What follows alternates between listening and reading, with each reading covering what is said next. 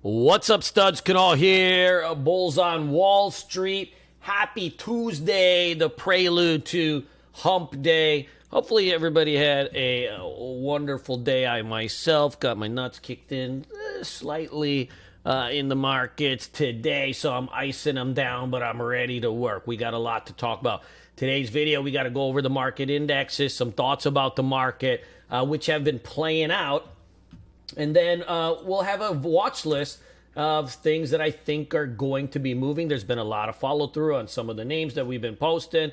And dude, we just got to go in and do the Lord's work properly. So we had a gap down today, and we actually did have a little bit of an intraday reversal. The market gapped down, and it was kind of flushed down in the first few minutes. And then you had just kind of a slow, very grind higher. Not even necessarily an easy one to play.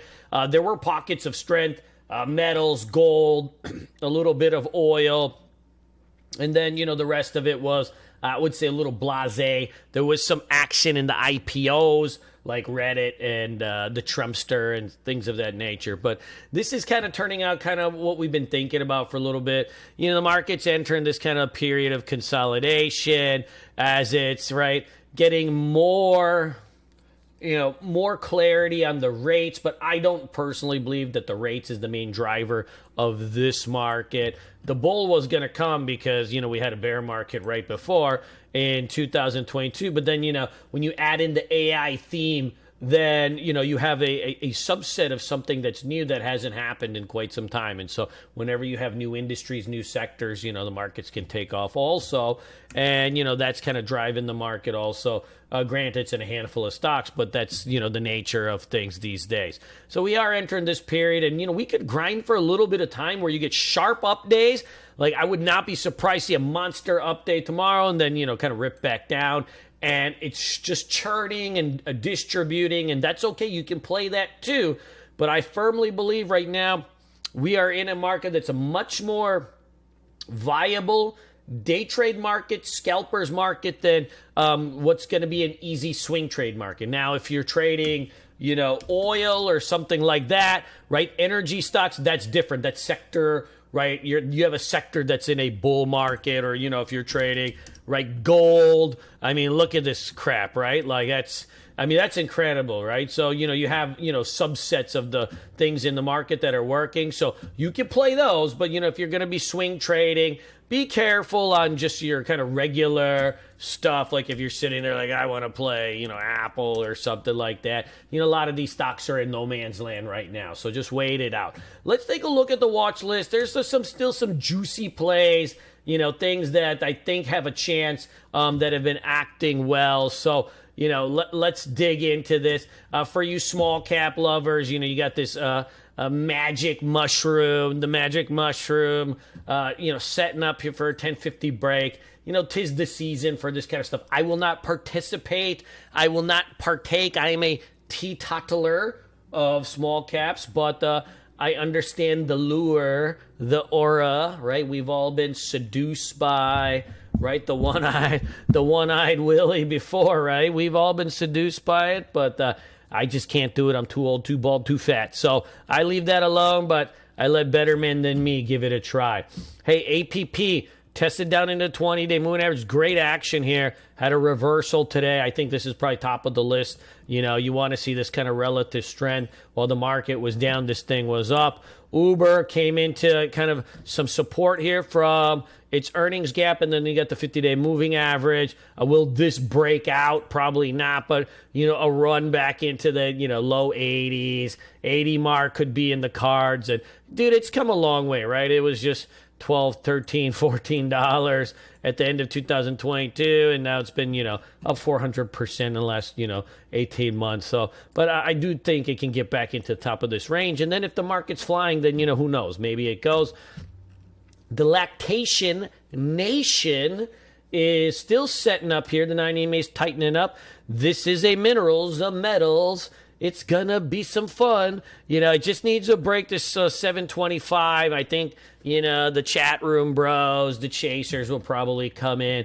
Hey, man, you notice even lately some of the chat room bros are, chat room non-bros. They're ladies, Some of the pumpers are coming out to be like hot foreign women. Like, I just noticed this for the first time. Like, what is going on? Right? Like, boy, the times have changed, man. Times have changed. But this lactation nation is 725. Now, there's a subset of tech companies that had inside days. And inside day is when you have a big push, and then you have a very, very narrow range day inside of that. And so I think that this Qualcomm quantifies as a inside day, like big range, right? Narrow. Old Googlers, like it, came down into support and then bounced up, and this ended up being right about $2 range. Inside day from this, right? So you went from 150 to over here, and then now you're getting this, right? So you get this big range day, and then you get this, right? Inside day, inside the big range day, hence the name. So I think that we want to focus in on those if the market gets bullish tomorrow, which we don't know. It could be up, it could be down. We're in the range. Range trading, it can be tricky because range trading is like when things look hot, they become not. And when they not, they become hot. And it's just like a little, remember when you were a kid, you played opposite day, right? It's like, you're like, psych, opposite day. Well, that's kind of what range trading is, So just kind of keep mind of that. But we had very tight range day in Taiwan Semiconductor. I mean, this is your classic, inside day, right? It's so tight, right? So you had a huge range inside day. You got a nice spot here still at 142. Old Dell Computers, man. Big run, right? 5-6 points the other day. And then very, very tight range here. Inside day is looking a buenos. Etsy still got a breakdown. I didn't see an intraday spot. I was thinking maybe it could ORB, but it's too thin to do ORB, so I left it alone. And it just farted around anyways. MU had an inside day. Pretty narrow range for considering what it's been moving. 10 points a day, 6 points a day. Dude, you had like 1.5 points range. Inside day. Nike, bear flag, right? Earnings breakdown, bear flag. That's in Lulu confirmed today. They followed through, and you had nice action. It doesn't look like much. You're like, point. You got to do the puts on, something like a Nike, and then the puts will get Juicy McGee. That's when you can get, the Butamus Maximus Murilius. Hey, if we need a long, this ZS is at the lower Bollinger Band. The 200-day moving average is right under it. It was at 260. I don't know why it came down. Probably earnings, some insider selling. Who knows, right? There's all sorts of, fun and games that's happened on this one. But, dude, this is a classic oversold bounce play, rubber band play. If you could kind of come into that 200-day moving average, that'd be awesome, man. If we gap down into that, I think we got a nice spot for a reversal, 3-4 days, but you could keep day trading it. It probably would even be a little bit, it's a swing trade setup. Hey, Starbucks. I'm all about, local coffee shops that are regenerative and restorative. But, if you're into the Walmart of coffee, they do have nice coffee, I'm not going to lie. But, yeah, got to support your local businesses. You got flat bottom breakdown here, test. Pretty decent range on this. You got to go the puts on this, too. You see this, 300%. You're probably thinking, like, well, I move 2%. How can the puts go 300%? Well, it doesn't really move that much. It moves like $1 a day. So if it ends up moving 2 or 3, then the puts end up having a nice juicy thing.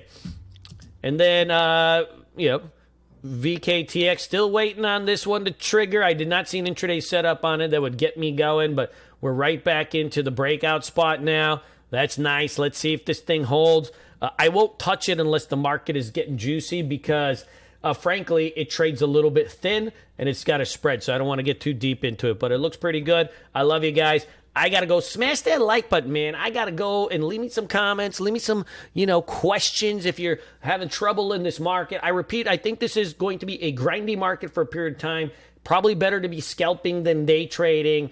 Risk is off the table. Bitcoin's down, right? A lot of things are kind of coming down. So just be mindful.